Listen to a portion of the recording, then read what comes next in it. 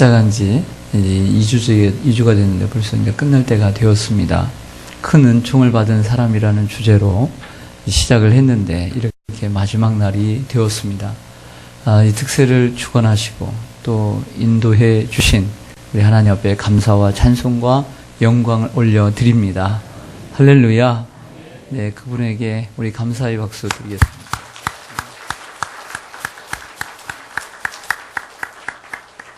네, 그리고 첫날부터 또 이렇게 끝날까지 함께 해주신 우리 장로님들과 우리 온 교우들에게 깊이 감사를 드립니다. 이번 특세는 기도에 대한 메시지가 4번으로 가장 많았습니다.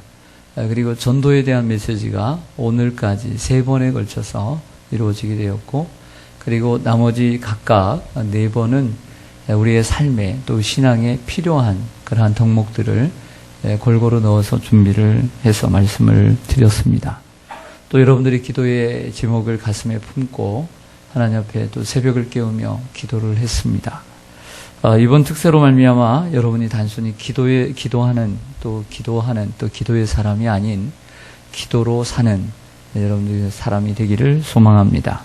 그 어떤 시간에 빼앗길 수 없고 포기할 수 없고 양보할 수 없고 타협할 수 없는 이런 우선순위 새벽 기도의 사람이 되시기를 바랍니다. 새벽 기도에 계속해서 헌신하는 여러분들이 되시기를 주님의 이름으로 간절히 축원합니다. 여러분 많이 피곤하셨을 것입니다. 감기에 걸리기도 하고 또 입이 부르트기도 하고 피곤하실 텐데, 그래서 우리가 가만히 생각해 보면 아파서 새벽을 못 나오는 것보다 건강한 몸으로 새벽을 깨운 것이 훨씬 좋은 일이 아니겠습니까? 이번에 큰 교통사고를 당해서 에어백이 또 그래도 터져서 이렇게 병원에 입원 중에 계신 교통사고를 당한 우리 이순자 원사님을 이번 주에 신방을 하게 되었습니다. 이번에 갔더니 이런 말씀을 하세요. 척추까지 다치셨는데 몇 해 동안 독일에 있는 딸 산후조리를 위해서 몇 번을 출입을 했습니다. 그때마다 원래 대림동에 사시는데 새벽을 항상 나오시는 분인데 몇 해 동안 특세에 빠진 것이 그렇게 마음에 걸리더래요. 그런데 이번 사고를 당하고 나니 특세보다 딸네 가정에 우선한 것이 걸리더라는 것입니다. 꼭 그래서 다친 것은 아니지요. 하지만 특세에 참석하지 못했던 것을 후회하고 뉘우치는 권사님의 모습이 얼마나 아름답고 겸손해 보이는지요. 여러분, 신앙생활이란 무엇입니까? 신앙생활이란 양보하지 말아야 될 것에 대해서 분명한 우선순위를 정하고 살아가는 것이 건강한 신앙생활인 줄로 믿습니다. 첫 시간에 말씀드린 것처럼 다니엘은 큰 은총을 받은 사람이었습니다. 큰 은총을 받은 그 다니엘, 그는 바벨론의 포로로 잡혀온 어린 10대의 소년이었습니다. 그러나 어린 다니엘은 뜻을 정하여 절대 양보할 수 없는 것을 양보하지 않았습니다. 술과 부정한 음식을 입에 대지 않았습니다. 명예와 출세를 위해 신앙을 버리지 않았고 신앙의 정절과 지조를 지켰습니다.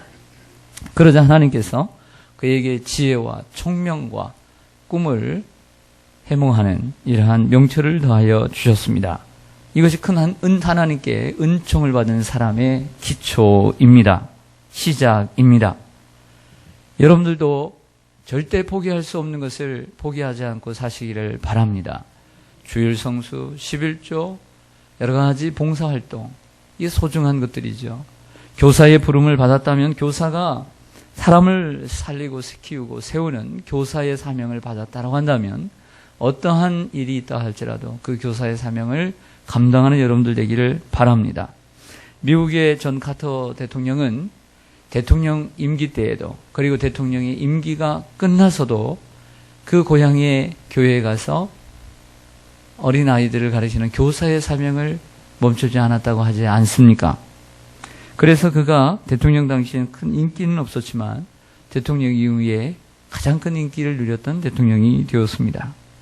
구역장이나 봉사 혹은 교구장 혹은 교회 안에 식당에서 봉사하는 일이나 전도하는 일이나 또 찬양하는 일이나 여러분들 절대 하나님의 사명이라고 한다면 그 우선순위를 놓치지 않는 여러분들 되시기를 간절히 소망합니다.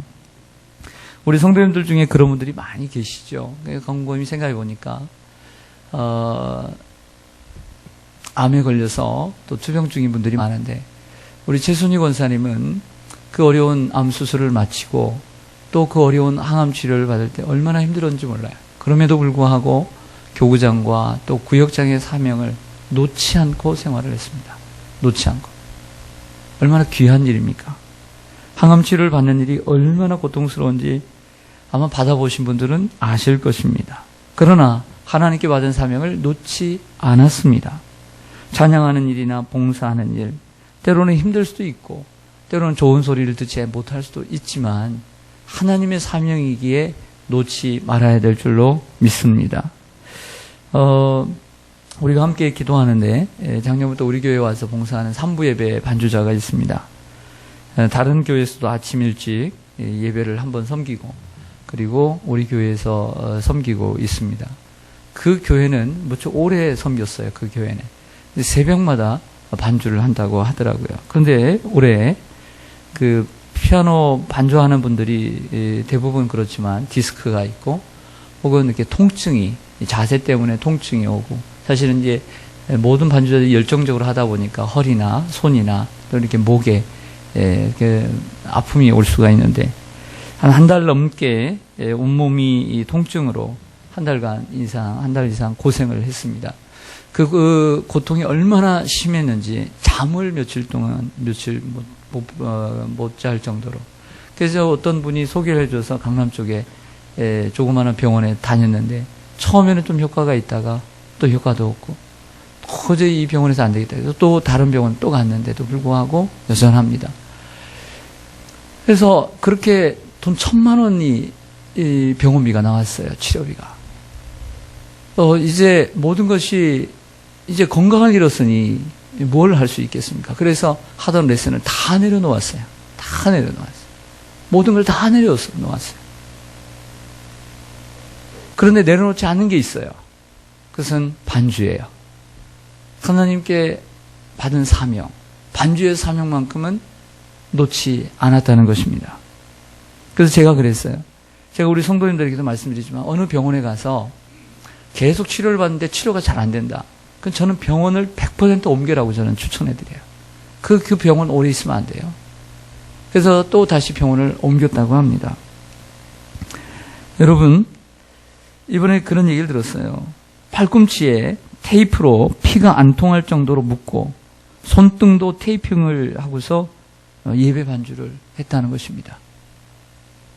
여러분, 아무리 힘들어도 반주만큼은 양보할 수 없었던 것이죠. 저는 믿습니다. 하나님께서 치료해 주실 줄 믿습니다. 하나님께 드려야 될 것을 포기하지 않는 사람, 위기의 상황은 분명히 옵니다. 그것까지 해야 되나? 라는 생각도 들 것입니다만은 하나님은 다니엘의 믿음을 보시고 다니엘을 그 위기 가운데 건져 주신 것입니다. 하나님께 믿음이란 무엇입니까? 사람의 생각과 사람의 어떤 상식을 뛰어넘는 것이 믿음인 줄로 믿습니다. 사람이 하는 만큼만 하는 것은 믿음이 아닙니다. 하나님 앞에서 바른 믿음을 가지고 행할 때 하나님이 기적을 베풀어 주실 줄로 믿습니다. 사랑하는 여러분, 이번 주제송, 그게 쉽지 않은 주제송인데 그 주제송 가운데 우리들의 마음을 가장 울렸던 그 가사는 이것이었다고 생각해요. 그 아무도 막지 못하네. 죽음보다 강한 주님의 사랑. 그 누구도 멈추지 못하네. 주님을 향한 우리의 노래. 그 누구, 주님이 우리를 향한 그 사랑도, 죽음보다 강한 사랑도 누구든지 막지 못하지만 우리가 주님을 향한 노래도 그 누구도 우리를 막지 못하고 멈추지 못할 줄로 믿습니다. 다니엘은 또한 기도를 양보하지 않았습니다. 사자굴 앞에서도 기도하는 것을 포기하지 않았습니다. 얼마만큼 그가 기도를 소중히 여겼으며 얼마만큼 기도를 그가 생각했는지를 우리에게 단면으로 보여주는 본문입니다. 다니엘이 기도를 포기하지 않았을 때 하나님을 체험하고 하나님께서 다니엘을 높여주시며 그로 인해 이방인이 하나님의 이름을 높이는 역사가 일어난 줄로 믿습니다. 오늘 본문 3절 다니엘과 관계된 마지막 말씀입니다. 같이 한번 읽어볼까요? 시작. 지혜 있는 자는 궁창의 빛과 같이 빛날 것이요 많은 사람을 옳은 대로 돌아오게 한 자는 별과 같이 영원토록 빛나리라. 아멘. 참으로 아름다운 말씀입니다. 마치 저 하늘에 수놓은 별처럼 아름답습니다. 이렇게 아름다운 말씀이 있을까 싶을 정도로 아름답습니다.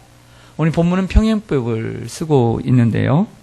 지혜 있는 자는 많은 사람을 돌아오게 한 자와, 많은 사람이 누구입니까? 아니, 지혜 있는 자는 마치 많은 사람을 돌아오게 하는 자와 함께 쌍을 이루고, 그리고 저 궁창의 빛과 같이 빛난다는 것은 별과 같이 영원토록 빛난다는 것과 서로 쌍을 이루고 있습니다. 이 3절의 말씀은 극한 환란 속에서도 신앙을 지키고 많은 사람을 옳은 길로 인도한 사람들의 신실함에 대한 하나님의 상급을 말씀하고 있는 것입니다.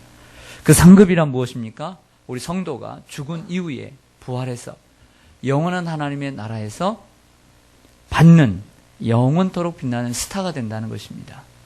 우리가 죽음 이후에 하나님의 상급을 바라보고 우리가 사는 줄로 믿습니다.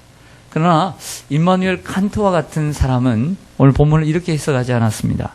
임마누엘 칸트 같은 사람은 상이 없어도 선을 행하는 선의지, 굿윌, 선의지만이 선하다고 말하며 상급을 기대하는 성도의 신앙을 유치한 신앙으로 평가절하했습니다. 하지만 이것은 옳지 않습니다. 피조물이 하나님의 상급을 기대하는 것은 도리어 진실한 신앙이요 겸손한 신앙인 줄로 믿습니다. 뭘 상을 바라보고 이렇게 열심히 하느냐? 아니에요. 그 유치한 신앙 아니에요. 우리가 한낱 피조물에 불과한데, 한낱 피조물에 불과한 우리가 하나님이 말씀하신 이 상급을 바라보고 나아가는 것은 진실로 겸손하고 그리고 진실한 신앙인 줄로 믿습니다. 할렐루야. 저는 그런 의미에서 이번 특세에 난 개근을 해야 되겠다. 아니, 난 한 번이라도 빠졌지만 나는 끝까지 나는 완주해야 되겠다. 그리고 나는 기념품이라도 상이라도 좀 꼭 이번에는 받았으면 좋겠다. 저는 이런 신앙이 참 좋은 신앙이라고 생각해요. 또 그런 신앙이 우리를 받쳐주는 것이고 우리의 지렛대가 신앙의 지렛대가 되어서 우리의 신앙을 더욱더 견고하게 만들어주는 줄로 믿습니다. 세상에는 많은 스타가 있습니다. 장교는 6살 나오고 3살 나오고 이러한 장교는 별을 따기 위해 부단히 노력합니다. 그 별 하나 따는 게 정말 어렵습니다. 그러나 그 별도 영원하지 않습니다. 부정과 비리로 떨어지는 별이 얼마나 많이 있습니까? 텔레비전 브라운관에 빛나는 스타들이 있습니다. 탤런트들, 영화배우들, 또 우리 아이돌, 가수들 얼마나 그 스타들이 많습니까? 그러나 그 스타들도 그 인기가 영원하지 못합니다. 운동 경기에서 빛나는 스포츠 스타들도 많이 있습니다. 그러나 그 새로운 기록은 또 새로운 기록이 또 탄생할 때 사라져 가게 되는 것입니다. 그러나 이 땅에서 믿음을 가지고 환난 속에서도 늘 기도하고 많은 사람을 옳은 대로 인도하는 전도의 삶을 사는 성도는 마지막 날에 우리가 영원토록 빛날 뿐만 아니라 이 세상에서는 잠깐 빛나고 사라지는 스타들이 많지만 우리 영원토록 사라지지 않고 영원토록 빛나는 스타가 될 줄로 믿습니다. 하나님의 스타들이 다 되시기를 주님의 이름으로 간절히 축원합니다. 예수님은 마태복음 13장 43절에서 이 말씀을 염두에 두고 이렇게 말씀하셨습니다. 그때에 의인들은 자기 아버지 나라에서 해와 같이 빛나리라. 할렐루야. 천국에 가서 영원토록 빛나는 주님의 스타가 되시기를 주님의 이름으로 간절히 축원합니다. 아멘. 기도하겠습니다.